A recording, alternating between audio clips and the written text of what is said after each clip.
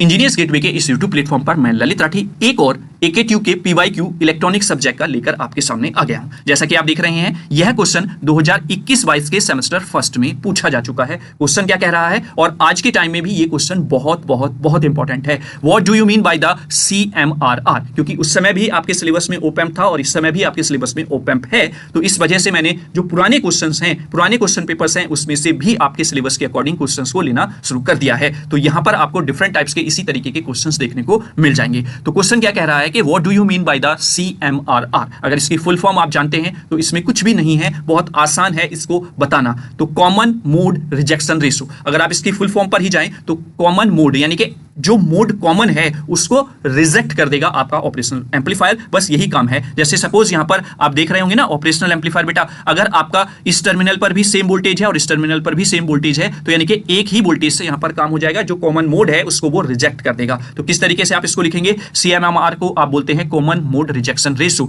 Refers to a device ability to reject the signal that are common to both inputs. यानी कि ऐसे signal को ये reject कर देगा जो दोनों में कॉमन हो, दोनों टर्मिनल्स पर कॉमन सिग्नल जो होगा उसको रिजेक्ट करने की एबिलिटी ही आपकी CMRR कहलाती है। अब CMRR क्यों इंपॉर्टेंट है वो हम समझ लेते हैं इस पॉइंट वाइज। तो पहला पॉइंट अगर आप देखें तो differential amplifiers are design to amplify the difference between their two inputs, not the common mode signal. मतलब जो एक्चुअल में जो डिफरेंस है उसको बताएगा, कॉमन मोड के साथ नहीं बताएगा। वहीं पर नेक्स्ट पॉइंट की अगर मैं बात करूं, अगर हायर CMRR है तो उसका मतलब है amplifier effectively reject the common mode signal and ensuring that the output is primarily influenced by the differential signal. यानी कि यहां पर एम्पलीफायर जो होगा वो रिजेक्ट करेगा कॉमन मोड सिग्नल को एक्यूरेटली और एंश्योर करेगा कि जो आउटपुट है वो प्राइमरली इन्फ्लुएंस्ड है डिफरेंस ऑफ द सिग्नल पर, ना कि वहां पर कोई भी कॉमन मोड आपको देखने को मिल रहा है। आगे अगर मैं बात करूं, ए हाई CMR इज